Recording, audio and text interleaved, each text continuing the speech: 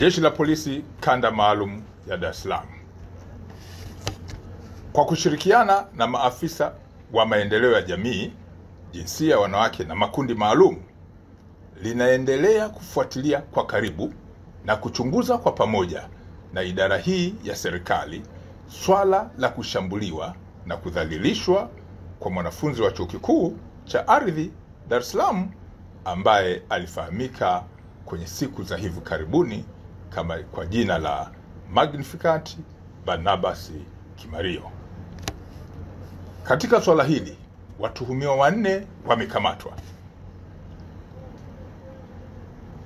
akiwemo Reno Ponsil Mkwawili wa Chuo cha Ardhi, Asha Suleiman Juma wa Chuo cha Uhasibu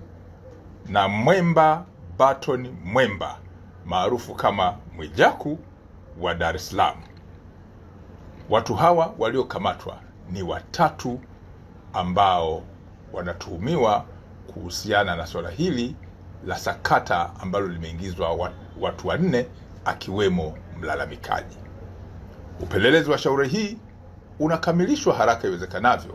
ili mamlaka zingine za kisheria ikiwemo ofisi ya mashtaka iweze kuchambua na kubaini ni shauri lipi ambalo linaweza likasimama kisheria kuhusiana na swala ambalo tunalichunguza.